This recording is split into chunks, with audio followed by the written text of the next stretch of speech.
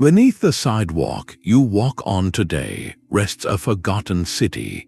We are about to uncover 25 lost cities buried directly under modern metropolises, revealing how our present world is built upon layers of hidden history. By the end of this journey, you will see every major city on the map in a completely different way. How does an entire Roman temple vanish beneath London's financial district? And why would a civilization choose to build its cathedral directly atop the temple of a conquered people?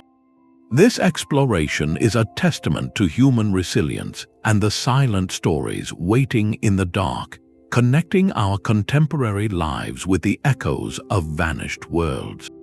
What does it say about us that we are always building upon the ruins of what came before? Rome is a city that quite literally stands upon its own shoulders. Walk its modern streets, and you are traversing a landscape that has been continuously inhabited for nearly 3,000 years.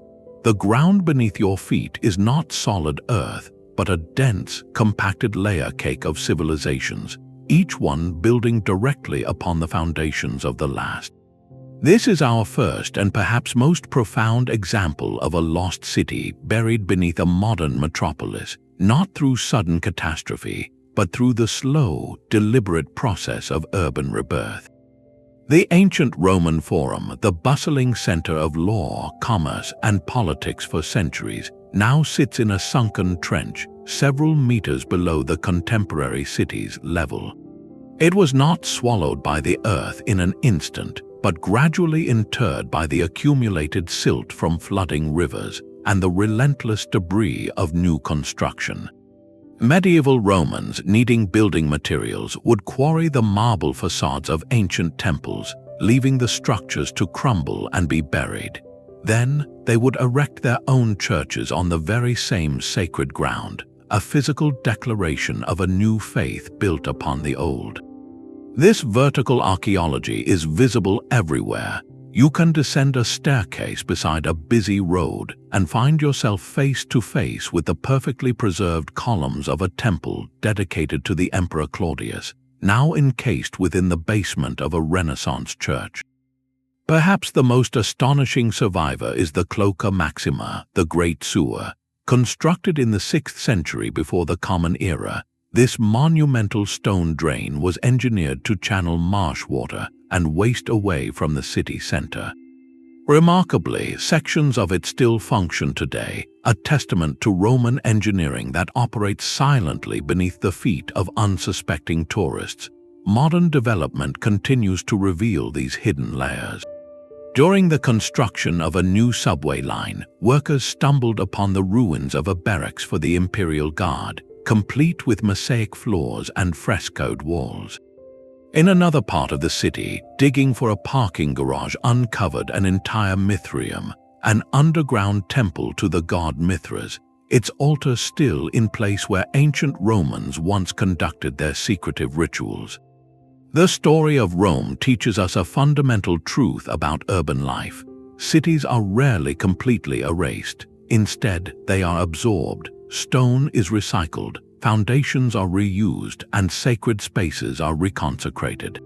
The past is not gone, it is merely buried, waiting for a tunnel, a trench, or an archaeologist's trowel to whisper its stories back to the surface. This concept of absorption, of one city consuming its predecessor, sets the stage for our journey across the globe. That same principle of absorption is dramatically visible far to the north, beneath the glass and steel towers of modern London. The City of London, the historic square mile that forms the financial heart of the metropolis, is built directly atop the Roman city of Londinium. Unlike Rome, where the ancient city is celebrated in open-air ruins, Londinium is a ghost, a phantom outline felt more than seen, its presence revealed in startling, fragmented glimpses. After the devastation of the Second World War, the bombing that laid waste to vast areas of the city had an unexpected archaeological consequence. As crews cleared the rubble for new construction, their shovels struck stonework that was far older than any blitz damage. In 1954, on a site slated for a new office block, workers uncovered the remains of a Roman temple dedicated to the god Mithras. The discovery was sensational, a perfectly preserved underground sanctuary from the 3rd century, complete with a beautiful marble head of Mithras himself. It was a sacred space where Roman soldiers and merchants once gathered for secretive rituals, now lying exposed in the heart of the 20th century city. The temple was so significant it was dismantled and moved a short distance so it could be permanently displayed, a silent sentinel from Londinium watching over the modern financial district. But the Temple of Mithras is just one piece of a much larger puzzle. Walk the perimeter of the old city, and you can still touch the physical boundary of Roman Britain. Sections of the massive London Wall, built in the 2nd and 3rd centuries to protect the thriving provincial capital, still stand. One formidable fragment rises beside the Tower of London, its rough stone a stark contrast to the smooth medieval masonry of the fortress next door. It is a visceral connection, a wall that once defined the limits of the Roman world now embedded within the fabric of a global capital. The most direct conversation between these two eras, however, happens underfoot. Several modern office buildings in the city have been constructed with a breathtaking feature, glass floors in their lobbies or basements that allow you to look down upon the excavated ruins of Roman Londinium. You can be standing in a 21st century skyscraper, surrounded by the buzz of international finance, and peer through the glass at your feet to see the patterned tiles of a Roman villa's floor, or the foundation stones of a shop that sold goods to citizens of the empire 2,000 years ago. It is a deliberate architectural choice, a constant reminder that this place has always been a center of commerce and connection. Londinium was founded as a trading port on the River Thames, a hub for goods and people moving across the Roman world. Today, the same ground vibrates with the digital pulse of global markets. This is not a coincidence, it is continuity. The city was reborn again and again on this specific spot because the geography made sense, a river crossing that connected people.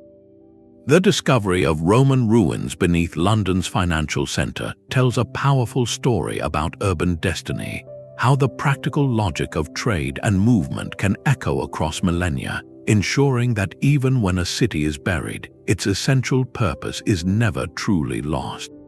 From the financial pulse of London, we travel to a city that straddles two continents, where a hidden world of equal grandeur lies not in ruins, but perfectly preserved beneath the water's surface. Beneath the bustling streets of Istanbul, in the district of Sultanahmet, a stone staircase descends into a realm of profound silence and eerie beauty. This is the Basilica Cistern, an underground palace built not for kings but for water. In the 6th century, the Byzantine Emperor Justinian faced a critical challenge. His magnificent capital, Constantinople, was a city of hundreds of thousands, a glittering jewel constantly under threat of siege. An enemy army could surround the mighty Theodosian walls, but if they could cut off the aqueducts, the city would be doomed. Justinian's solution was an act of defensive genius to create a vast internal sea. He ordered the construction of this monumental underground reservoir, capable of holding 80,000 cubic meters of water, enough to sustain the population for months. To build it, his engineers repurposed columns from older Roman temples and public buildings, creating a submerged forest of marble. Stepping into the cistern today is an experience that defies time. The air is cool and damp, the only sound the steady drip of water from the vaulted brick ceilings. You walk on wooden platforms over dark, still water, surrounded by 336 columns, each rising like the trunk of a stone tree, illuminated by a soft, ghostly light. The scale is cathedral-like, a sacred space dedicated to survival. Two columns in the far northwest corner hold a particular mystery. their base is not the typical ornate carving, but the massive, upside-down and sideways heads of the mythological Gorgon, Medusa. No one knows for certain why these pagan sculptural fragments were placed here, or why they were positioned so strangely. Some suggest it was simply practical, a way to reuse heavy marble blocks of the correct height. Others see a symbolic gesture, tucking the powerful, petrifying gaze of the monster safely beneath the water and stone, neutralizing its power in a newly Christian empire. It is a perfect metaphor for the Cistern itself, a utilitarian structure of immense practical importance that has, over centuries, transformed in our imagination into a place of deep art and mystery. Above, modern Istanbul thrives with the chaotic energy of a 21st century megacity. Tourists visit the magnificent Hagia Sophia and the Blue Mosque, largely unaware that directly below their feet lies an equally awe-inspiring feat of engineering, an aquatic cathedral that once held the lifeblood of an empire. The Basilica Cistern stands as a masterclass in ancient urban resilience, a reminder that a city's greatest monuments are not always those that reach for the sky, but sometimes those that are carved into the earth, designed not for glory, but simply to ensure that tomorrow would come. The story of cities built upon cities takes a dramatic and poignant turn in the heart of modern Mexico. Today's sprawling capital is anchored by the Zócalo, one of the largest public squares in the world, flanked by the imposing stone facade of the Metropolitan Cathedral. Yet this entire monumental plaza, and much of the historic center around it, rests upon a profound act of erasure. It is built directly over the ceremonial center of Tenochtitlan, the magnificent island capital of the Aztec Empire. When Spanish forces arrived in the early 16th century, they beheld a city of staggering scale and beauty, built on islands in the middle of a vast lake, connected by causeways and aqueducts. Canals bustled with canoes, and towering stepped pyramids, coated in bright white stucco, gleamed in the sun. The conquest that followed was a conflict of devastating consequence. In its aftermath, the Spanish made a symbolic and practical decision. They systematically dismantled the great temples and palaces of Tenochtitlan, using the very stones from those sacred structures to build their own colonial capital, Mexico City. This was not merely reuse of convenient materials, it was a deliberate political statement written in architecture. The new city would physically and spiritually occupy the same ground as the old, demonstrating the supremacy of the new order. For centuries, this overlay seemed complete. The Grand Cathedral, a symbol of the new faith, stood unchallenged. Then, in the 1970s, a series of electrical workers digging a trench made a discovery that would rewrite the city's visible history. Just beside the cathedral's foundations, they struck an enormous, elaborately carved stone disc. Archaeologists were called in, and what they began to uncover was the Templo Mayor, the great temple of Tenochtitlan, the most sacred site in the Aztec world. The excavation revealed that the Spanish had built their cathedral literally on the flank of the conquered empire's primary temple. The two structures now stand side by side, a jarring and powerful juxtaposition. The cathedral, with its Baroque altars, looks across a gap of a few meters to the exposed stone platforms of the Templo Mayor, where once dual shrines to the gods of war and rain stood at the pinnacle of the pyramid. This physical proximity makes the cultural collision visceral. You can stand in one place and see the two competing visions of the world, layered in stone. The excavations continue to this day because Mexico City is built on the soft, waterlogged soil of the former lake bed. This terrain is unstable, causing the great cathedral itself to sink and tilt dramatically over the centuries. Yet this same challenging ground acts as a remarkable preserver of history. Every new construction project, every effort to shore up a sinking building, runs the risk, or rather the promise, of uncovering another piece of Tenochtitlan. Archaeologists working alongside construction crews have recovered thousands of artifacts, from delicate obsidian knives and jade figurines to the monumental stone sculpture of the earth goddess Coilxauhqui. Each find is a fragment of a sophisticated worldview, emerging from the mud to challenge a simple narrative of conquest. The story beneath Mexico City is one of profound subsumption. It illustrates a global pattern where a new power does not just defeat the old, but seeks to physically inhabit its sacred geography, attempting to channel the spiritual authority of the place into a new system of belief and control. But as the persistent excavations prove, the past is not so easily silenced. The stones of Tenochtitlan, patiently waiting in the soft earth, continue to rise and speak. The transformation of a military garrison into a sacred heartland unfolds with remarkable clarity beneath the streets of modern Cairo. In the dense, ancient district known as Coptic Cairo, the massive, sloping walls of a Roman fortress still stand, their rough-hewn stones a stark contrast to the surrounding urban fabric. This was not the legendary Babylon of Mesopotamia, but a strategic stronghold named Babylon in Egypt, built by Emperor Trajan in the 2nd century to guard a vital canal linking the Nile to the Red Sea. Its purpose was purely martial, a node of imperial control. Yet, when the Roman Empire faded, this fortress did not crumble into oblivion. Instead, it became a protective shell for something entirely new, the cradle of Egyptian Christianity. As the faith grew under early Byzantine rule, the community settled directly within the fortress's formidable walls, finding safety in its enduring stone. Here, the original purpose of the structure began a profound metamorphosis.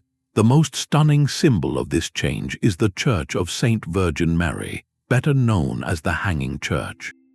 Built in the 7th century, it was constructed directly atop the southern gatehouse of the old Roman fortress. Its nave is suspended over the passageway, supported by palm tree logs and ancient masonry.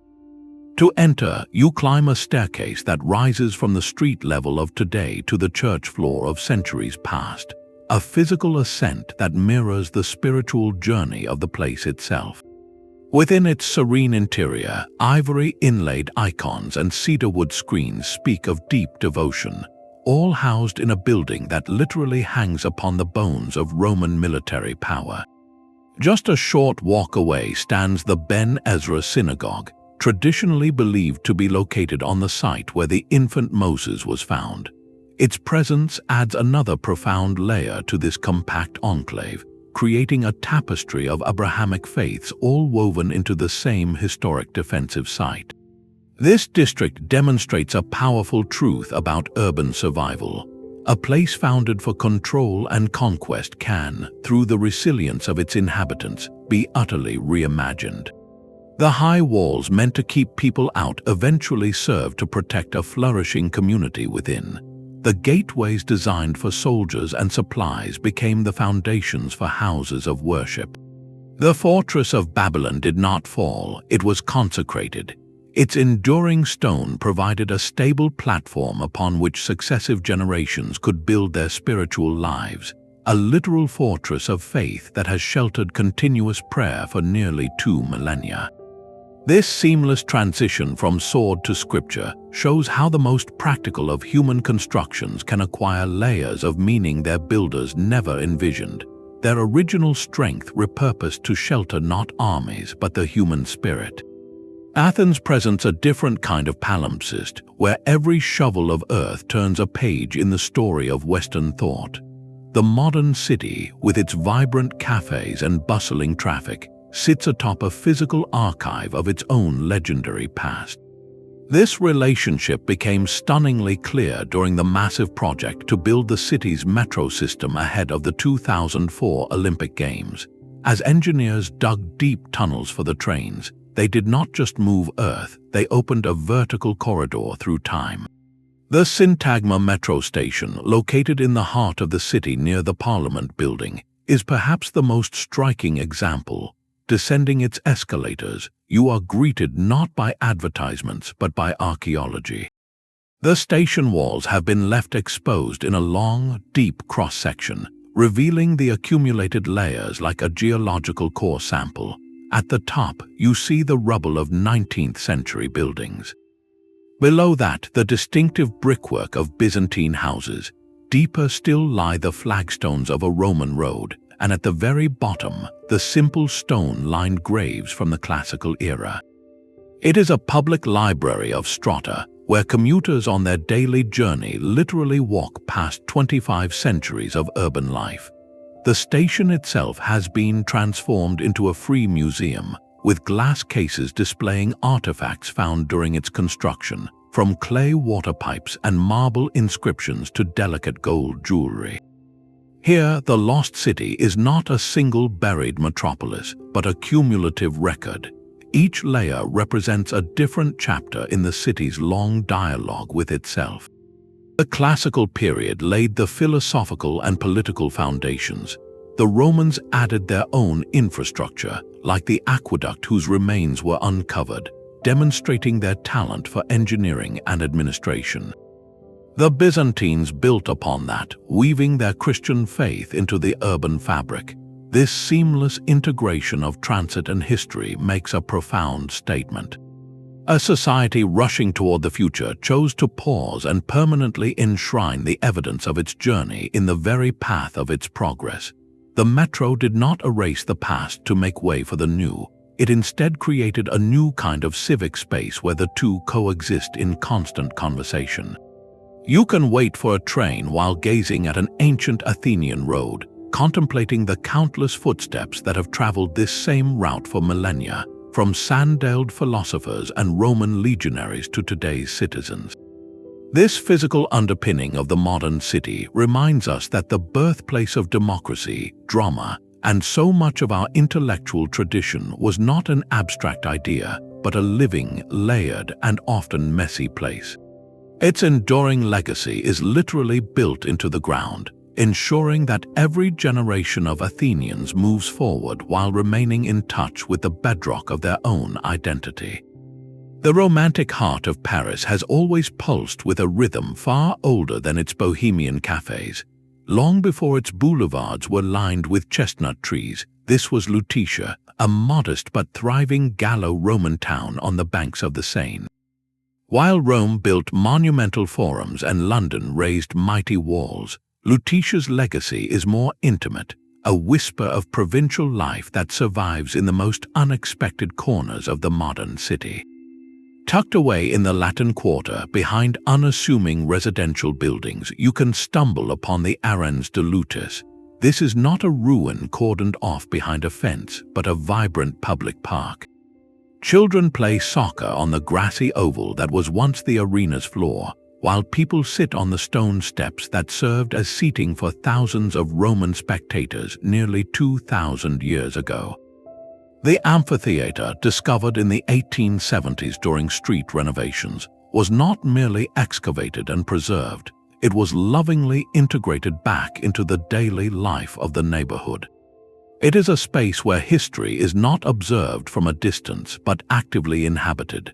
A similar story of careful curation unfolds at the Colonial Museum, officially the National Museum of the Middle Ages. The museum itself is a masterpiece, a 15th century Gothic mansion, but its most stunning exhibit forms its very foundation, the remarkably preserved frigidarium or cold room of Lutetia's Roman bath. You walk from rooms displaying medieval tapestries into this vast, vaulted chamber of stone, where ancient Parisians would have gathered to socialize and bathe. The juxtaposition is deliberate and powerful, the medieval built directly upon and now showcasing the Roman. This layered preservation was not guaranteed. For centuries, as Paris grew from a medieval warren into a grand capital, these ancient structures were simply built over, forgotten, used as quarries for stone, or incorporated into cellars. The transformative renovations by Baron Haussmann in the 19th century, which carved the wide, straight boulevards we know today, could have erased these remnants forever. Instead, the massive digging projects often revealed them, sparking a new appreciation for the city's deep roots. a conscious decision was made not to let progress bulldoze the past, but to find ways to weave it into the new urban tapestry. This reflects a uniquely Parisian sensibility, a desire to curate antiquity as part of the city's aesthetic charm. The ancient bones of Lutetia were not left as isolated archaeological sites, but were transformed into spaces of leisure, learning, and quiet reflection amidst the urban bustle.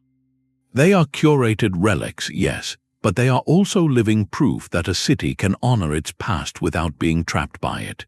The amphitheater where gladiators once fought now echoes with the laughter of children, and the baths where Romans debated philosophy now house the art of their descendants.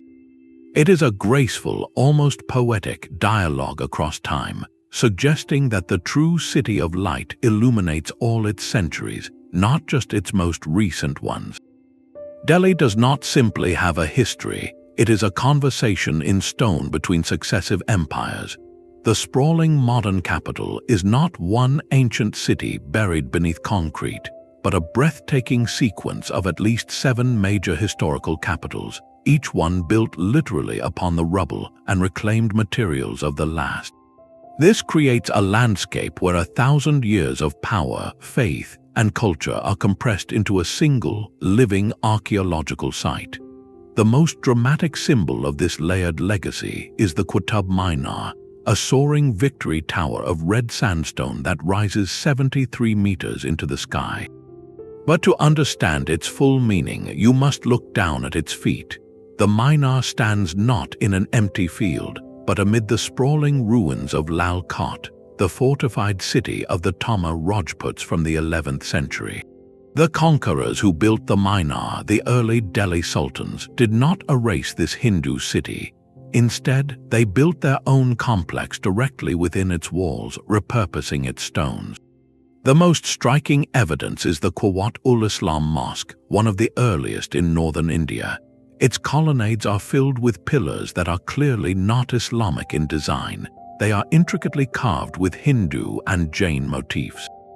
These were taken directly from 27 temples that once stood on this site, dismantled and reassembled to form the skeleton of a new house of worship. This was not mere recycling, it was a profound political statement in architecture, asserting a new order while physically incorporating the old. The Minar itself, commissioned by Qutb ad-Din Aibak, was likely both a tower of victory and a minaret for the call to prayer, its shadow falling across the transformed sacred ground. This pattern of succession defines Delhi. Centuries later, the Mughal Empire established its own magnificent capital, Shahjahanabad, now known as Old Delhi. While a new city was laid out, its vibrant heart, the Chandni Chowk Market, follows the precise layouts and orientations established by the Mughals in the 17th century. The main thoroughfare, designed as a broad avenue leading to the Red Fort, still pulses with the same commercial energy today, even as modern stalls sell mobile phones alongside traditional sweets.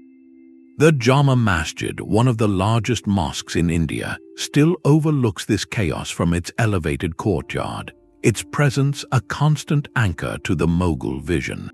Yet, even Shahjahanabad was built using materials plundered from earlier sites. Historians note that the Red Fort's construction likely sourced stone from the ruins of older Sultanate period structures. This represents a unique phenomenon of urban succession, a deliberate, pragmatic, and symbolic reuse. Each new dynasty sought to legitimize its rule by physically connecting itself to the geography of power, even as it sought to eclipse its predecessors. The ground of Delhi became a palimpsest, a manuscript written, scraped clean, and written over again but never perfectly erased. The old lines always show through. Today, this dense tapestry is still being unraveled. In crowded neighborhoods, a sudden subsidence might reveal a medieval stepwell buried beneath a modern house. A routine infrastructure project to lay water pipes can expose a section of a 1,000-year-old defensive wall. Every discovery adds another sentence to the ongoing story. Delhi teaches us that some cities are not just built on top of history, They are woven from its very fabric, their identity a complex, unresolved, and magnificent dialogue across a millennium of rising and falling crowns. The seamless succession of power finds its ultimate architectural expression in the heart of Beijing. The Forbidden City stands as a breathtaking symbol of Chinese imperial might, its golden roofs and crimson walls representing the pinnacle of Ming and Qing dynasty authority for over 500 years. Yet this magnificent complex is not the first palace to occupy this spiritually charged ground.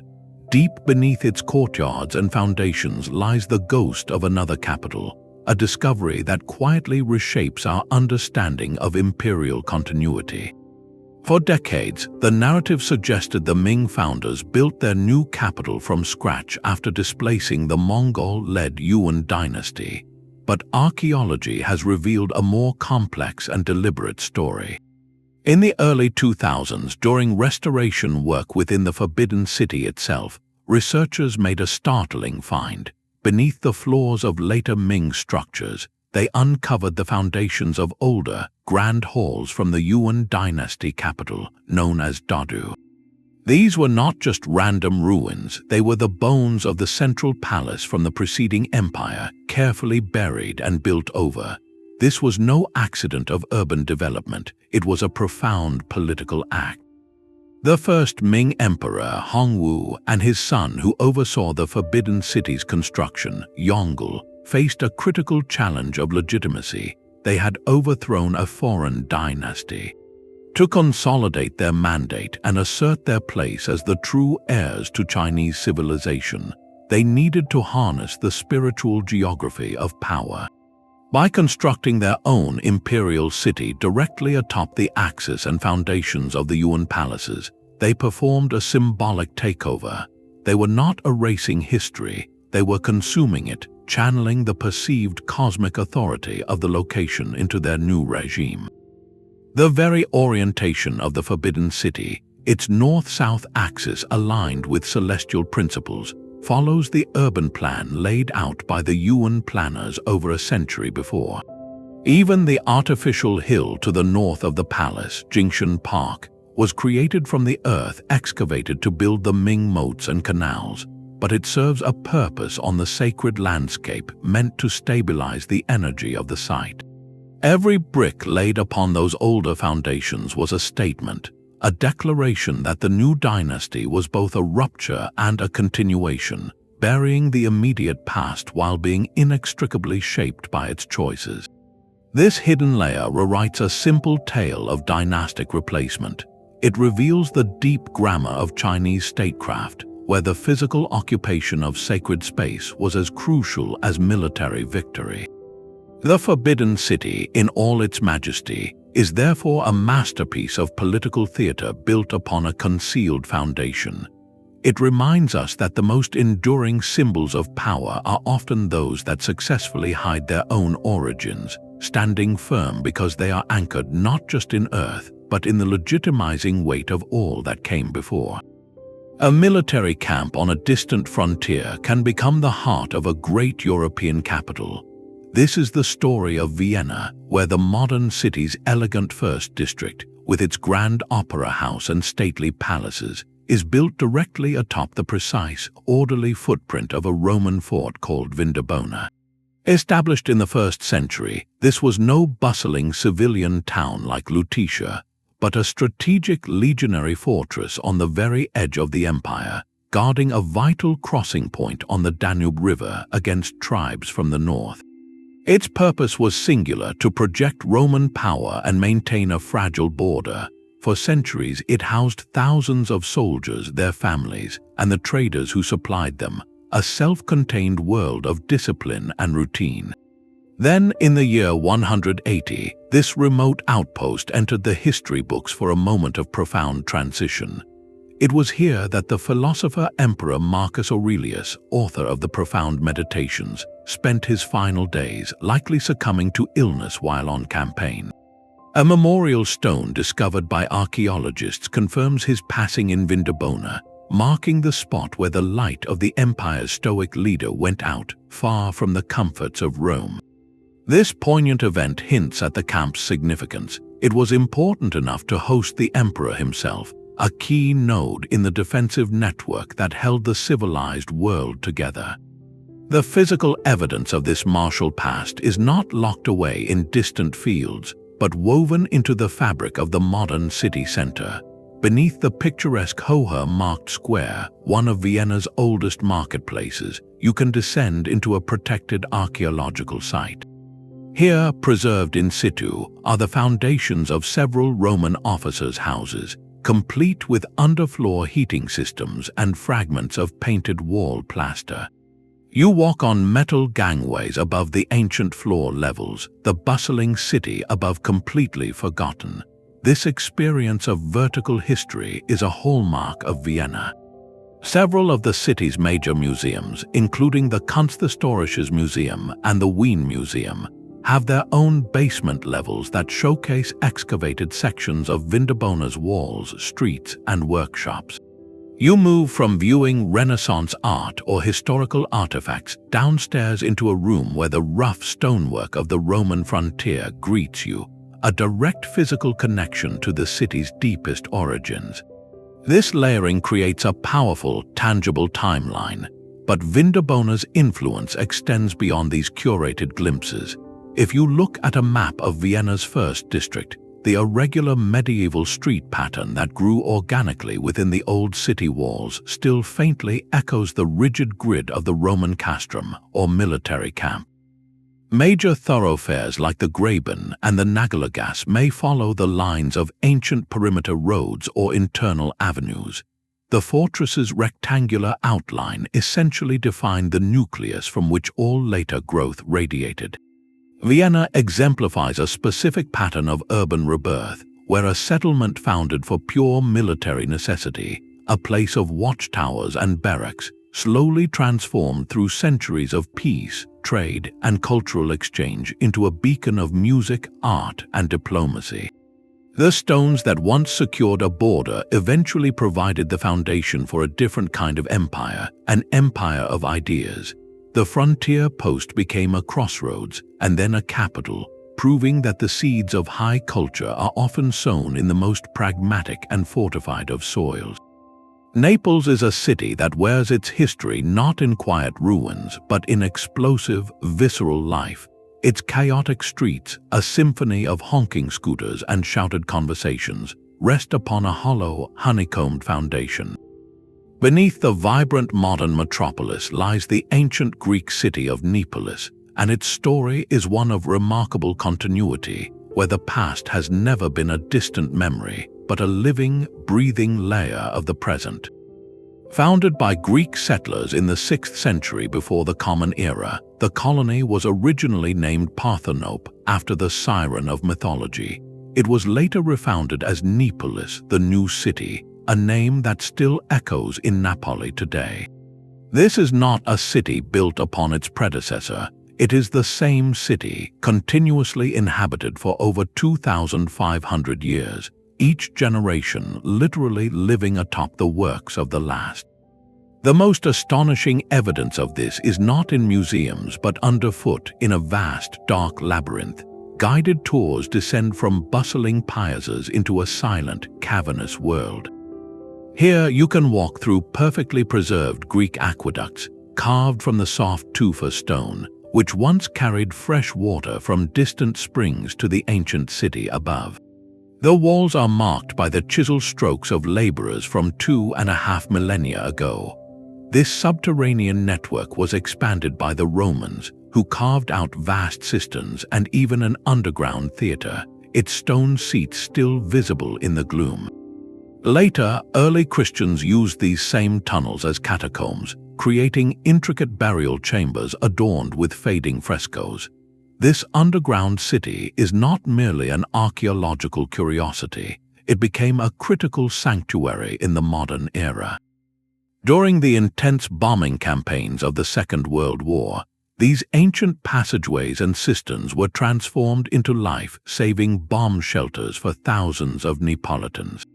The same aqueducts that quenched the thirst of Greek colonists and Roman citizens provided literal shelter from the storm of 20th century warfare.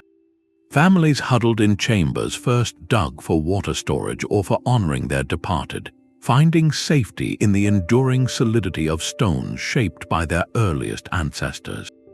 This repurposing is a powerful metaphor for Naples itself, a city that absorbs every crisis and layer of history into its very fabric, using the old to survive the new. The past here is not just studied, it is inhabited, a foundational space that can, at a moment's notice, become a refuge. It demonstrates a profound truth about urban resilience, that the most enduring legacy of a city is not always what rises gloriously into the sky, but what remains steadfast and useful in the protective dark below, ready to serve its people across the centuries in ways its original builders could never have imagined. The Mediterranean holds a different kind of archive, one not of accumulated layers but of sudden, dramatic submersion. Off the bustling shoreline of modern Alexandria, beneath the gentle waves of the harbor, lies a silent, sunken kingdom. This is not a city buried by the slow accumulation of time, but one that slipped beneath the sea, a magnificent Ptolemaic royal quarter frozen in a moment of geological collapse. For centuries, the palace of Cleopatra VII and the grand structures that surrounded it were thought lost forever, consumed by legend as completely as the great library of Alexandria itself. Then, in the 1990s, a team of marine archaeologists, led by Frank Gaudio, began a systematic survey of the harbor floor. What their sonar and diving teams revealed was a breathtaking underwater museum. Enormous granite sphinxes, their features softened by centuries of marine growth, stare blankly into the blue haze. Massive columns, toppled like a giant's game of pick-up sticks, lie scattered across the sandy bottom. Statues of Ptolemaic rulers and Egyptian gods stand sentinel amidst schools of fish, their imperial grandeur now part of the marine ecosystem. The most poignant finds are the everyday objects, perfectly preserved in the anaerobic embrace of the seabed, gold coins, ceramic jars, and delicate jewelry that once adorned the court of the last active pharaoh of Egypt. The cause of this dramatic descent was not a single cataclysm, but a series of devastating earthquakes and the slow, relentless subsidence of the coastline over centuries. The very ground that supported this pinnacle of Hellenistic power and luxury simply gave way, allowing the sea to reclaim the land in a slow-motion disaster. This creates a uniquely powerful form of preservation. Unlike cities buried in earth, where organic materials rot and stone is crushed by weight, the sea protected these ruins from looting and the eroding effects of wind and rain. The salt water is a corrosive force, but it also acts as a time capsule, holding the artifacts in a state of suspended animation. This lost city speaks directly to the profound fragility of coastal civilizations. Alexandria was a masterpiece of urban planning, a glittering capital of knowledge and commerce built at the edge of a continent. Its fate is a humbling reminder that the boundaries between land and sea are not permanent, and that even the most advanced societies are subject to the immense, slow-moving forces of the planet itself. The allure of Cleopatra's sunken palace is more than historical, it is deeply symbolic. It represents a world of ambition and intellect that did not fade slowly, but was physically swallowed by the natural world, its grandeur literally submerged beneath the waves. This underwater realm forces us to confront a different narrative of loss, one not of conquest or reuse, but of elemental reclamation, where the sea becomes both the agent of destruction and the unexpected guardian of a vanished age. No city on earth holds its past with such sacred gravity. Jerusalem is not merely built upon older ruins, it is a profound architectural argument in stone, where every layer represents a competing vision of the divine. Beneath the cobbled lanes and crowded markets of the old city, archaeologists have uncovered a vertical timeline of faith, a stack of civilizations each convinced this single hill was the center of the world. The evidence begins at the very foundation. In the city of David, the original Jebusite settlement that predates King David's conquest, excavations have revealed a complex water system, including the famous Siloam Tunnel, engineered to secure a water supply inside the city walls during a siege. This was pragmatic urban planning from over 3,000 years ago, a testament to the site's strategic importance long before its spiritual significance was cemented. Above these Canaanite remains lie the monumental stones of the Israelite kingdoms. The most awe-inspiring are the massive ashlar blocks of the Western Wall, the last visible remnant of the Second Temple's retaining platform, built by Herod the Great. But to understand the true scale, you must venture into the Western Wall tunnels. Here, you walk alongside the original foundation course of the Temple Mount, where individual stones measure over 40 feet long and weigh hundreds of tons. The precision of their carving is breathtaking, a seamless fit without mortar that has withstood earthquakes and conquests for 2,000 years. This engineering was an act of devotion, an attempt to create a permanent, indestructible platform for the sacred. After the Roman destruction of the temple in 70 CE, the narrative in stone shifts again. Directly beneath the current street level, archaeologists have uncovered the original Roman paving stones of the Cardo Maximus, the main thoroughfare of the colony the Romans built atop the ruins. Then came the Byzantine Christians, who identified sites associated with the life of Jesus and built magnificent churches over them, like the Church of the Holy Sepulchre. Its construction required leveling a Roman temple, literally burying one layer of sacred geography to establish another. This pattern defines Jerusalem's deep history, a cycle of construction, destruction, and reconsecration that is almost rhythmic in its repetition. One faith's temple becomes the foundation for another faith's shrine, not out of convenience, but as a deliberate theological statement. To build your holy place upon the sacred site of another was to assert a new truth, to claim a direct connection to the same divine bedrock. This makes Jerusalem the ultimate palimpsest of belief. The ground is so saturated with meaning that it cannot be simply cleared, only built upon. Modern archaeology here is a delicate, often tense, act of reading this contested manuscript. Each discovery is not just a historical fact, but a piece of a living, unresolved story. The city teaches us that when a place is considered the center of the world by multiple peoples across millennia, its history does not fade, it compresses, becoming denser and more powerful with every generation that adds its own layer of stone and prayer. The past here is never truly buried, it is merely waiting, a silent participant in an eternal conversation about heaven and earth. The Danube River flows through Budapest as a liquid spine, connecting the historic hills of Buda with the flat, expansive plains of Pest. It is on this eastern bank that the modern city's streets and apartment blocks rest upon the orderly grid of Aquincum, once a bustling hub of Roman life in the distant province of Pannonia. This was no remote frontier outpost, but a significant civilian town and a vital military headquarters, home to tens of thousands at the empire's northern edge. Today, its remains are not locked away behind museum glass, but laid open to the sky in a series of serene public parks, creating one of Europe's most graceful examples of living alongside history. You can leave a busy Budapest avenue, pass through a simple gate, and find yourself walking the original stone pavements of the Roman town. The foundations of houses, shops, and public baths are clearly outlined, allowing you to trace the footprint of daily life from 2,000 years ago. The centerpiece is a remarkably well-preserved amphitheater, where the civilian population would have gathered for entertainment. Just a short distance away, the separate, more austere ruins of the military camp speak to the disciplined presence of the legions that secured this territory. What makes Aquincum so special is its lack of separation. There are no towering fences or dramatic barriers between the present and the past.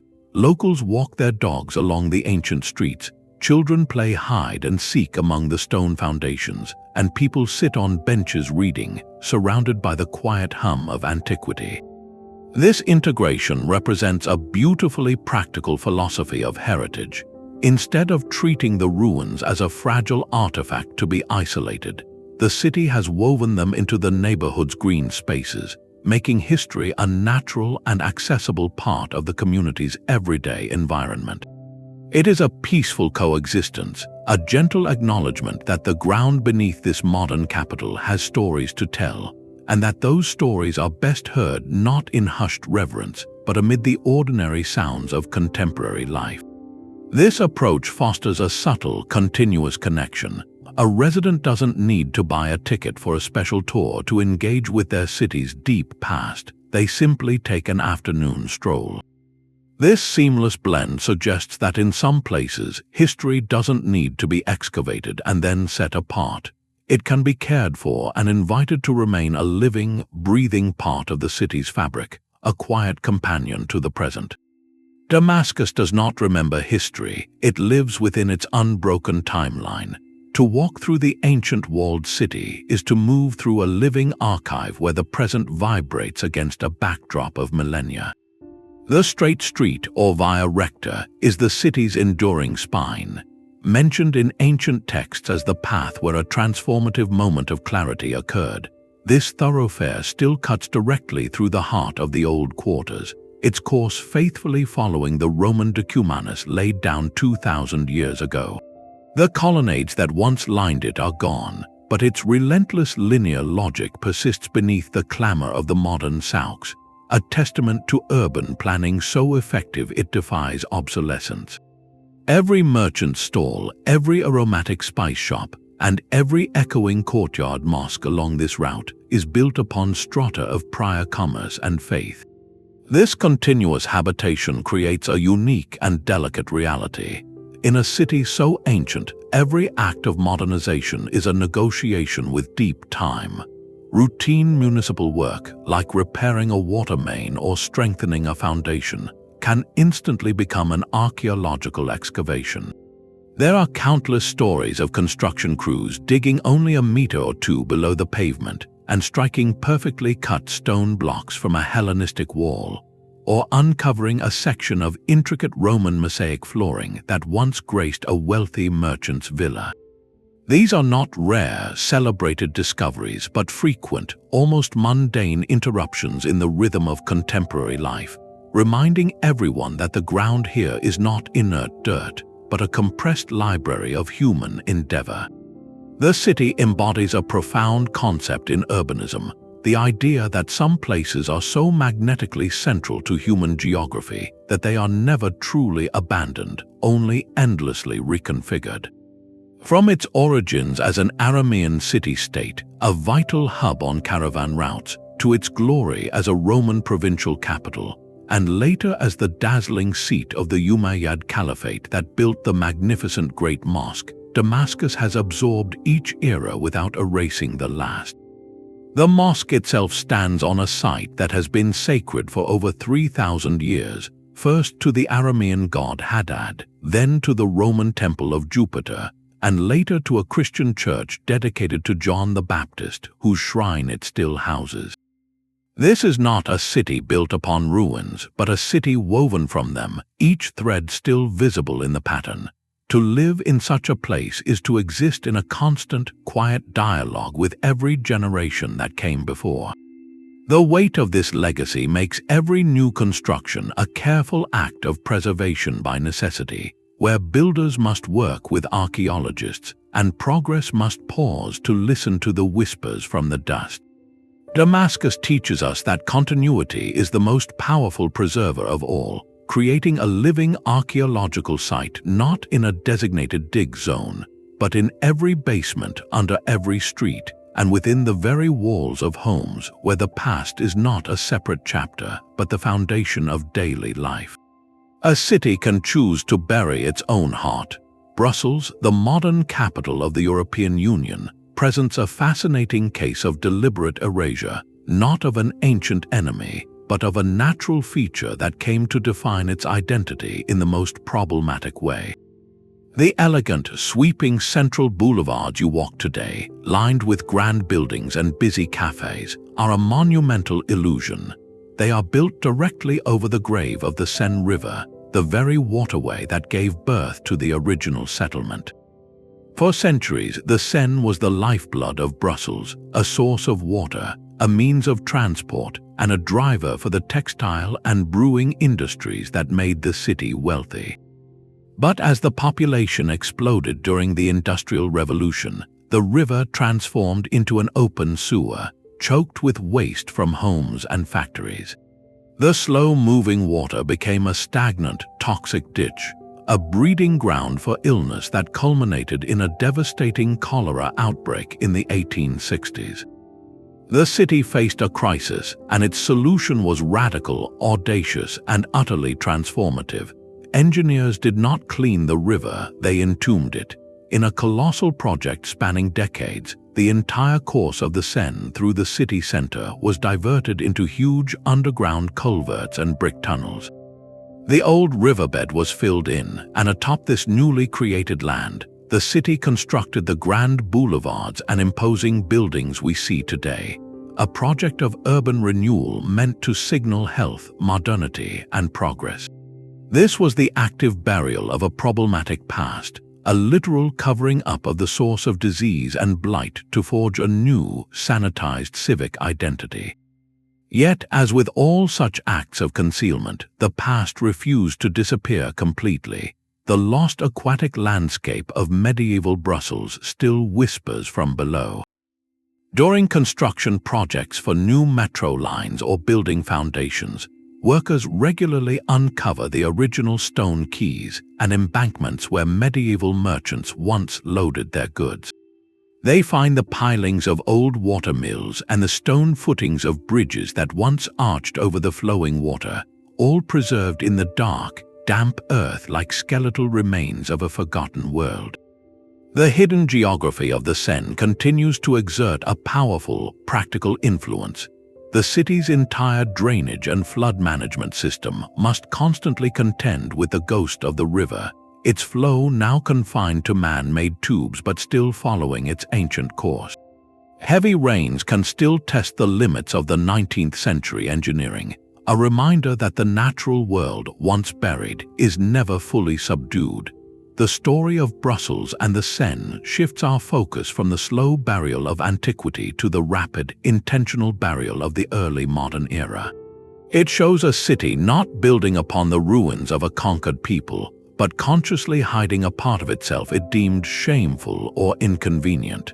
This act created the handsome modern metropolis we know, but it also created a hidden, parallel city beneath the pavement, a lost landscape of water and stone that continues to shape the city above in ways most residents never see. It poses a compelling question about urban identity. How much of our polished present is built upon the deliberate concealment of our own messy, complicated past? The story of a city entombing its own river finds a strange echo across an ocean and a century. Seattle's modern downtown, with its soaring glass towers, stands firmly upon a ghostly duplicate of itself, a perfectly preserved Victorian city frozen in perpetual twilight. This underground metropolis was not born from ancient conquest or slow siltation, but from a single catastrophic night in June of 1889. A carpenter's glue pot boiled over in a woodworking shop, igniting a fire that, fueled by the city's wooden buildings and sidewalks, raged out of control. The Great Fire reduced over 30 city blocks to smoldering ash, a disaster that paradoxically gave the city a chance to solve a chronic, mucky problem. The original Seattle had been built at sea level on soggy tidal flats. At low tide, the streets were passable if muddy, but when the tide rushed in, sewage would bubble up through the wooden planks of the sidewalks.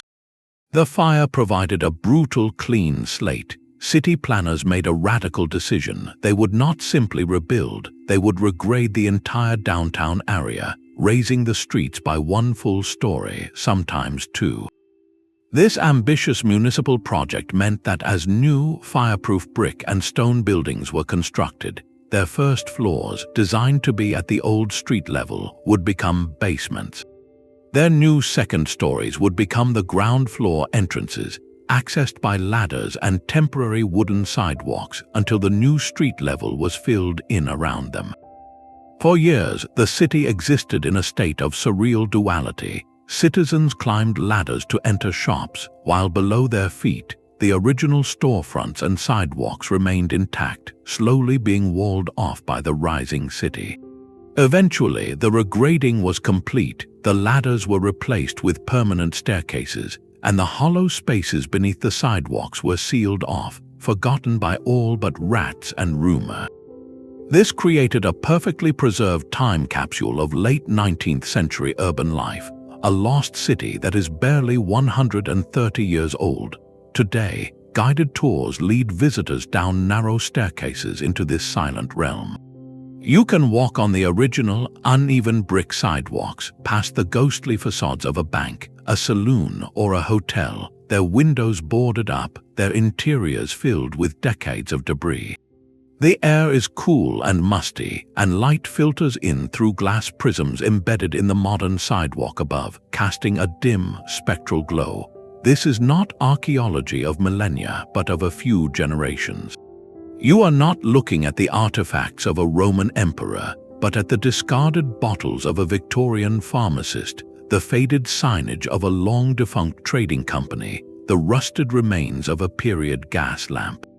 Seattle's underground forces us to expand our definition of a lost city. It demonstrates that a metropolis does not need centuries to bury its past. It can do so in a single, ambitious campaign of urban renewal. The catalyst was not war or religious change, but disaster economics and public health, a city choosing efficiency and sanitation over preserving its original footprint. This subterranean world is a powerful testament to the speed of progress, a reminder that the very recent past can become archaeologically significant, sealed away not by natural forces, but by the conscious decisions of city planners. It asks us to look at our own modern cities and wonder, what layers are we creating right now, and what bustling corridors of our present might be tomorrow's silent, forgotten tunnels. The sacred and the civic are often built from the same stone, a truth made tangible in the depths of old Montreal. Beneath the soaring Gothic Revival spires and the vibrant stained glass of the Notre Dame Basilica, you can descend into a space of profound quiet, the archaeological crypt. This is not a burial chamber in the traditional sense, but a curated excavation that reveals the literal bedrock upon which the city was founded. Here, the polished floors of the modern basilica give way to rough-hewn limestone, the original foundations and fortified walls from the 17th century settlement of Ville-Marie. You walk on the very ground where the first French colonists, led by figures like Paul de Chomedy, Sieur de Maisonneuve, and the nurse Jean Mance, established their precarious foothold in the New World. The crypt preserves a segment of the original city wall, a humble but determined barrier meant to protect the small community from uncertainty. Interwoven with these defensive stones are the silent markers of the city's first Catholic cemetery, a resting place that bears witness to the immense hardships faced by those early settlers. This convergence is deeply symbolic. The church, often the first permanent structure in a frontier settlement, did not merely minister to the living, it also became the guardian of communal memory, its foundations literally encompassing the point of origin and the final resting places of the pioneers. The basilica above, a later, grander expression of faith and community pride, was constructed directly upon this sacred ground, ensuring a continuous physical and spiritual link to those fragile beginnings. This pattern repeats across the globe, where cathedrals and temples become the fixed points in an urban constellation, anchoring the ever-expanding city to its genesis. The Montreal crypt encapsulates the birth of New France not through documents, but through soil and stone.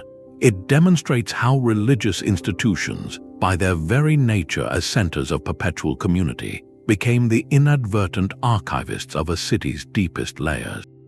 They preserved the foundations, both architectural and human, literally beneath the altar, ensuring that every prayer offered in the splendor above was, in a very real sense, still connected to the whispered hopes and immense sacrifices of the very first builders. A city's quest for progress can carve out its own hidden shadow. Edinburgh's elegant South Bridge, a marvel of Georgian engineering completed in 1788, was designed to span the deep valley of the Cowgate and connect the city's growing districts above the crowded medieval closes. Yet this symbol of enlightened urban planning contained a secret within its very structure. The bridge's 19 stone arches were not solid, but hollow, creating a series of dark, cavernous chambers beneath the roadway. Intended as storage cellars for the wealthy merchants whose shops lined the new bridge, these spaces quickly took on a life of their own. As the city's economy boomed, they were rented out as workshops for cobblers and tanners, their air thick with the smell of leather and dye. Some became bustling, raucous taverns, where the city's working people could gather away from the watchful eyes of the authorities above. But as the 19th century wore on, the conditions in these sunless, damp vaults deteriorated. With no proper drainage or ventilation, they became squalid, overcrowded slums, the last refuge for the city's poorest residents. Disease became rampant, and by the 1860s, the authorities made a decisive, final choice. They condemned and sealed the vaults, bricking up the entrances and leaving an entire subterranean community to be forgotten. For over a century, this hidden city slept in darkness, its existence fading into local legend and ghost story. Then, in the 1980s, a determined Scottish historian, following old maps and clues, rediscovered a sealed entrance. What he found was a perfectly preserved, if haunting, time capsule. The vaults were exactly as they had been left, with crumbling stone walls, old bottle glass from the taverns still littering the earthen floors, and the remnants of makeshift hearths. This accidental preservation offers a stark, unfiltered snapshot of the Georgian city's social underbelly, the gritty reality that thrived beneath the polished surface of Enlightenment Edinburgh. The rediscovery did more than just illuminate history. It ignited modern folklore. The profound sense of isolation and the stories of hardship associated with the vaults have made them a focal point for tales of the supernatural, with many visitors reporting eerie sensations. This transformation from practical space to slum to sealed tomb to tourist attraction illustrates a powerful urban cycle. Economic expansion and architectural ambition can inadvertently create an entire hidden world, a negative space that society later chooses to forget. Yet these buried layers never truly vanish. They simply wait, holding stories of everyday life that challenge our polished narratives of the past, reminding us that for every grand bridge pointing toward the future, there may be a shadowy vault holding the echoes of those it left behind. The relentless expansion of a modern capital can quietly consume a city far older than itself. On the southern edge of Tehran's immense urban sprawl, the ancient city of Ray persists not as a ruin set apart, but as a collection of fragments woven directly into the fabric of the metropolis. With origins stretching back over 3,000 years to the Median Empire, Ray was once a glittering center of Zoroastrian culture and a vital stop on the Silk Road, long before Tehran was ever a capital. Today, its most prominent landmark, the Cheshme Ali Hill, rises abruptly from a dense neighborhood of apartment blocks and busy streets. This weathered mound of layered earth is an open book of human occupation, its striated sides revealing centuries of pottery shards and ash, a natural archive that has attracted archaeologists for generations. At its base, a perennial spring of the same name still flows, a source of life that made this spot desirable for millennia. Here, you can witness the direct collision of timelines, where teenagers might sit on ancient stones chatting on phones, oblivious to the fact they are lounging upon the foundational walls of a pre-Islamic palace. Nearby stands the Bibi-Shah Banu Shrine, a site of pilgrimage built into the rocky slopes of the mountains. This structure beautifully embodies the layered spiritual identity of the place, incorporating elements from a Sasanian-era fire temple into its Islamic architecture, a physical testament to the continuity of reverence on this hallowed ground. The story of Ray and Tehran is one of gradual, overwhelming absorption. As Tehran grew from a modest town into a sprawling 20th-century capital, its boundaries simply expanded outward until they enveloped the historic city entirely. This process presents a unique preservation challenge. How do you protect an archaeological site when it is no longer a distinct field, but exists beneath houses, between shops, and under roadways? The answer often comes through integration rather than isolation. Sections of Ray's ancient defensive walls, for instance, have been preserved not in a fenced-off park, but as features within a modern cemetery, their rugged stone a silent companion to contemporary memorials. This creates a deeply multilayered urban experience. A resident of southern Tehran might live in a building from the 1970s, shop in a bazaar that follows a medieval street pattern, and look out their window at a hill that has been a landmark since the time of the Achaemenids. The past here is not a separate destination. It is the very ground upon which the present is built, a constant, subtle presence in the daily rhythm of a megacity. This absorption speaks to the magnetic pull of certain geographic locations, where water, trade routes, and defensive positions create nodes of human activity that persist across empires and eras. Ray did not vanish, it was subsumed, its historical weight now providing a deep, cultural foundation for the modern capital that grew up around and over it, creating a rich, complex identity where the ancient and the contemporary are forever intertwined. Shanghai's skyline is a forest of glass and steel, a monument to the staggering speed of its modern rise. Yet beneath the neon glow and financial might, the earth has begun to whisper a much older story. In the bustling Jingen district, amid the hum of construction for a new subway line, workers made a discovery that paused the machinery of progress. Their shovels struck not bedrock, but the carefully laid brick of an ancient well, followed by the outlines of foundations and a scatter of ceramic fragments. Archaeologists called to the site soon realized they were standing in a lost market town from the Song dynasty, a thriving community that existed over 1,000 years ago. This was not a lone artifact, but an entire layer of urban life preserved in the soft, waterlogged soil of the Yangtze River Delta. The excavation revealed a network of lanes, the remains of wooden structures, and countless everyday objects, from coins and hairpins to stone weights used in commerce. For a metropolis celebrated globally as a 20th-century creation, a symbol of hyper-modern China, this was a revelation of profound depth. It rewrites Shanghai's origin story in a single stroke. The city was not born from colonial treaty ports or industrial ambition alone. It grew from a fertile, ancient foundation of trade and community. The Song dynasty, a period of immense economic growth and technological innovation in China, saw the flourishing of such towns along waterways and trade routes. This settlement was likely a prosperous hub for regional exchange, its inhabitants connected to the vast networks of the empire long before any foreign ship sailed into the Huangpu River. The survival of this site is itself a lesson in urban archaeology. The very speed and density of Shanghai's modern development acted as an accidental shield. For decades, the ancient town lay protected not under open fields, but beneath the weight of early 20th-century buildings and infrastructure. It was only when new, deeper excavations for the subway began that this time capsule was finally breached. This pattern turns our understanding on its head.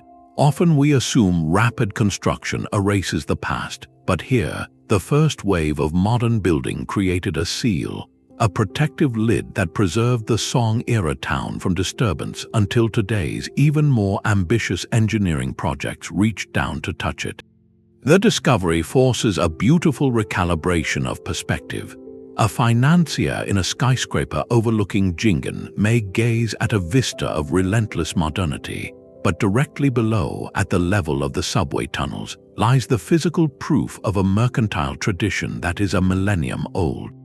It draws a direct, unbroken line between the merchants of the Song dynasty, weighing goods on stone scales, and the global traders of today moving digital fortunes across the same ground. The city's identity expands instantly, gaining a rich historical resonance that complements its futuristic sheen. Shanghai's lost town reminds us that no city, no matter how dazzlingly new it appears, emerges from a vacuum. It is always the latest chapter in a very long story, and sometimes the most profound chapters are not in history books, but waiting silently in the dark, just beneath the next turn of the shovel. Boston's present shape is a testament to a city's will to conquer its own geography. The modern metropolis, with its orderly streets and sprawling neighborhoods, sits upon a landscape its founders would find utterly unrecognizable. This is because much of downtown Boston is not built on the original land at all, but on land that was deliberately made, a colossal act of terraforming that buried entire hills, coves, and shorelines beneath millions of tons of gravel and fill. The city you see today is a powerful example of a lost city where what vanished was not just buildings, but the very contours of the earth itself. In the 17th century, Boston was a hilly peninsula, connected to the mainland by a narrow, marshy neck. Its coastline was jagged, with deep inlets like the Mill Pond and the expansive Back Bay, which was truly a bay subject to the tides. As the city grew, space became a premium. The solution was audaciously simple. If the city needed more land, it would create it, beginning in the early 19th century and accelerating for over 100 years. Boston embarked on a series of massive land reclamation projects. The Mill Pond, a tidal basin used for industry, was filled in. The steep slopes of Beacon Hill were cut down, and the earth was used to fill the coves along the Charles River. The grandest project was the filling of the Back Bay, a decades-long endeavor that transformed a shallow, brackish estuary into the elegant, grid-lined neighborhood we know today. This anthropogenic reshaping erased the original coastline completely, pushing the city's edge hundreds of feet out into the water. The lost city here is the city of hills and harbors, a natural topography that defined colonial life and then vanished beneath the fill. This buried world did not stay silent. During the monumental Big Dig Highway project, one of the most complex urban engineering endeavors in American history, construction crews tunneling beneath the modern city constantly encountered the ghost of old Boston. Their machinery cut through the artificial fill and struck the original shoreline, the preserved mud of the 17th century harbor floor. In this time capsule, they found a staggering array of artifacts, not in a curated dig site, but in the path of a modern freeway. Thousands of objects emerged from the mud, everyday items lost or discarded over centuries, clay pipes smoked by early settlers, delicate teacups from colonial taverns, leather shoes, animal bones, and even a complete wooden canoe. Each artifact was a whisper from the landscape that was erased, a fragment of daily life from when the water's edge was a different place. This process exemplifies a distinct kind of urban burial. It is not the slow accumulation of ruins or the dramatic collapse of an empire, but the conscious, systematic erasure of a natural environment to serve the needs of a growing population. The lost city is the original coastline, the tidal flats, and the hillocks, all sacrificed for flat, buildable land. Boston teaches us that sometimes the most profound archaeological sites are not palaces or temples, but the very ground under our feet, the filled-in waterways and leveled hills that contain the mundane, beautiful debris of centuries of urban life.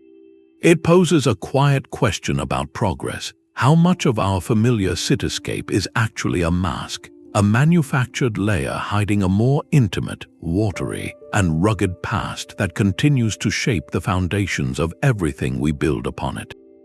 The most successful integration of past and present might be found in a city that never truly buried its origins.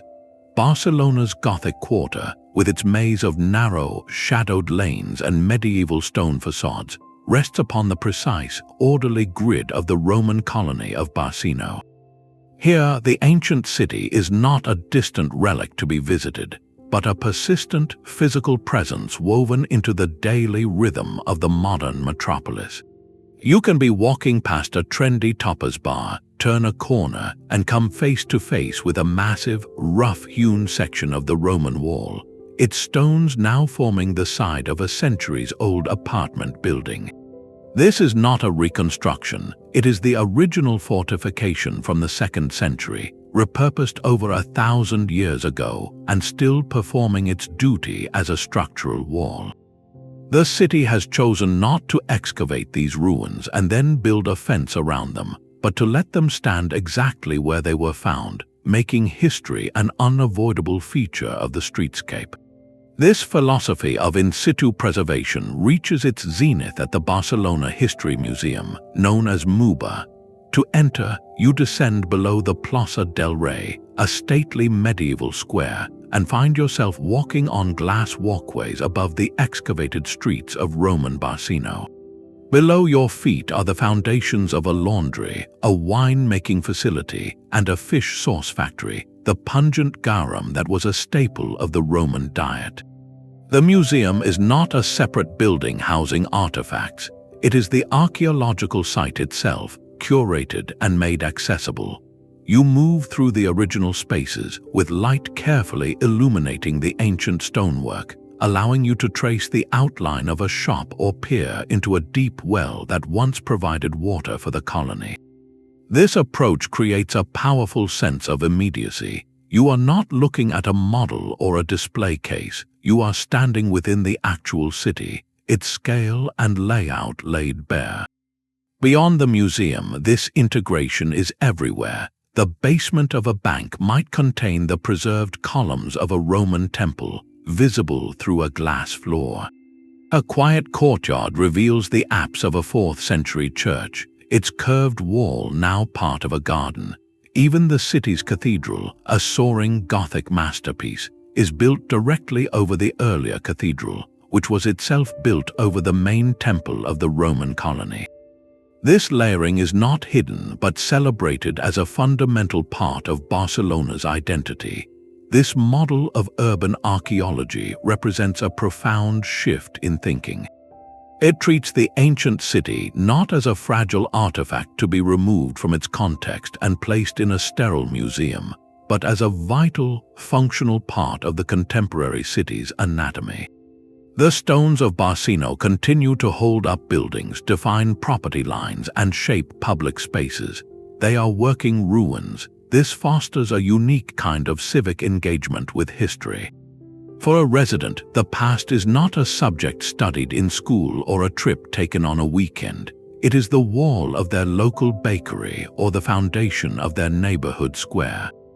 It creates a constant, low-level awareness of deep time, a reminder that the city's current vibrant life is just the latest chapter in a story written in stone, a story that remains literally embedded in the ground, supporting everything above. Kyoto presents a serene counterpoint to the violent upheavals of urban burial. Here, the past was not conquered or concealed, but carefully maintained. The modern city's elegant, orderly streets follow with astonishing fidelity the original grid of Heian Cairo, the capital of peace and tranquility, founded in the year 794. This was a city designed from the start as an ideal capital, its layout a perfect rectangle modeled after the Chinese Tang dynasty capital of Chang'an, with broad north-south avenues crossing narrower east-west streets to create a precise checkerboard. Remarkably, that same geometric logic still governs navigation today. When you walk down a street like Shijo-dori or Marutamachi-dori, you are tracing paths laid out over 12 centuries ago for processions of emperors and court nobles. The districts retain their ancient names, their boundaries echoing the original wards of the Heian capital. This creates a profound, almost subconscious connection to history. You are not walking over a lost city, you are walking within its enduring blueprint. Archaeology here is less about dramatic excavation and more about gentle confirmation. Construction for a new subway station or the foundation of a modern building will inevitably yield treasures from the Heian period, delicate lacquerware, fragments of elegant ceramics, or the wooden tablets known as mokon used for administrative records. Each discovery is a quiet nod, a physical proof that the city above is exactly where it has always been. The continuity is so seamless that it challenges our very definition of a lost city. In Kyoto, nothing was truly lost in the sense of being erased or built over. Instead, the city performed a remarkable feat of conceptual preservation. The physical structures of the ancient wooden palaces and temples may have been lost to fire and time, as was common, but the city's soul, its fundamental spatial organization, was meticulously safeguarded across generations. This conscious stewardship offers a different model of urban memory. It suggests that a city's identity can be carried forward not only in its monuments, but in the very patterns of its streets, the orientation of its blocks, and the persistence of place names. To navigate Kyoto is to constantly engage with a living map of the past. A resident giving directions uses a geographic vocabulary that would have been perfectly understood by a Heian-era courtier. This daily, practical interaction with history makes the ancient capital palpably alive, not as a ruin to be visited, but as the active skeleton of a modern metropolis. The story here is one of reverence rather than rupture, a choice to honor the original vision of the city by allowing it to continue shaping life century after century. It proves that sometimes the most powerful way to preserve a lost world is not to dig it up, but to keep walking its intended paths. The final layer in our journey sits not on the ancient shores of the Mediterranean, but on the fresh waters of Lake Ontario. Modern Toronto, a gleaming forest of glass towers, was built directly over the fleeting footprints of its first colonial settlements, a rapid succession of flags and foundations that speaks to the accelerated pace of New World history. Beneath the parks and parking lots of the city's historic Old Town district, the ground holds the faint, buried outline of Fort Rouillé, a modest French trading post established in the 1750s. It was a strategic outpost in the global contest for furs and territory, a wooden palisade overlooking the water. Its life was brief, burned by its own garrison to prevent capture during the wider conflicts of the era.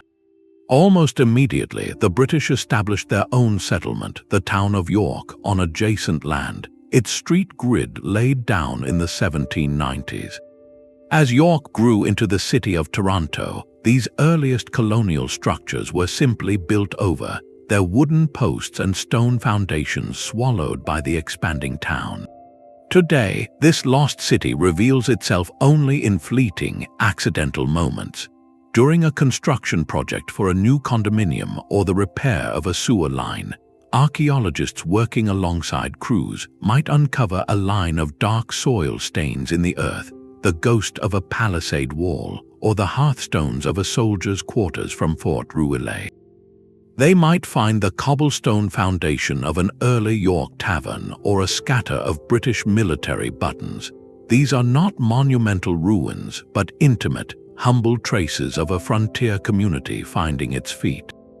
Yet this colonial layer, so often the focus of historical markers, is itself just one chapter in a much deeper story. The site of Toronto has been a place of meeting and exchange for millennia, long before any European fort was sketched on a map. Indigenous nations, including the Wendat, the Haudenosaunee, and the Anishinaabe, have profound connections to this landscape, with village sites, portage routes, and ceremonial places that shaped the region's human geography for thousands of years. These histories, often less visible in the physical strata of the downtown core, are no less present, woven into the place names, the oral traditions, and the enduring stewardship of the land. The discovery of a colonial fort's foundation during a dig is therefore a prompt for a wider reflection. It reminds us that every city is a collection of narratives, some written boldly in stone and others carried in memory, some built directly atop the last and others existing in parallel. Toronto's buried past, from its brief French post to its foundational British town, represents the New World expression of an ancient pattern, where new arrivals build upon what they find, creating a rapid archaeology of ambition and displacement. But it also challenges us to listen for the stories that lie even deeper, the layers of habitation that may not leave behind stone foundations, but which give the land its truest and most enduring meaning. Our journey ends here at the edge of a lake, contemplating the simple truth that has echoed from Rome to Kyoto to this very spot. The ground beneath our greatest cities is never empty.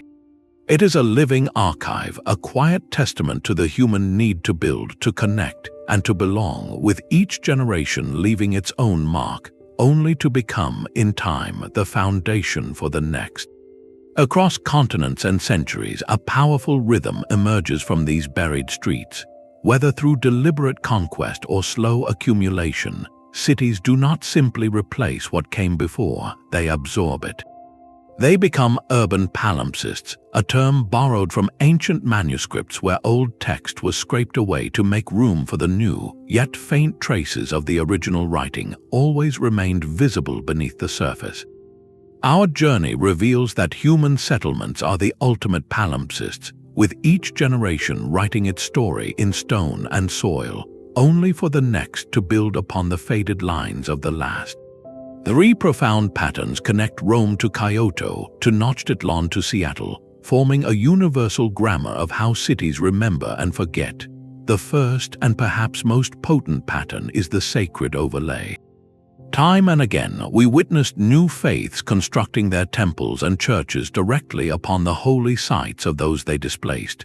The cathedral in Mexico City, rising from the flank of the Templo Mayor, the Church of the Holy Sepulchre in Jerusalem, built over a Roman temple, the hanging church in Cairo suspended above a fortress gate, all speak to a deep human impulse.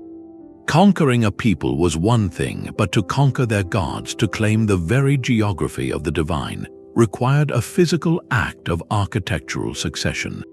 It was a way to channel the spiritual power of a place, to assert that the new truth was not just different, but was the rightful heir to all that came before. This pattern reveals a search for legitimacy that transcends mere practicality. It is about anchoring a new world order in the bedrock of the old. A second, strikingly modern pattern is the burial of infrastructure for public health and progress. This is not about sacred space, but about civic survival and image. The story of Brussels entombing its polluted Seine River beneath grand boulevards, or Seattle razing its streets to escape tidal filth, shows cities actively hiding their own problematic past. These were not accidental burials, but conscious campaigns of urban renewal.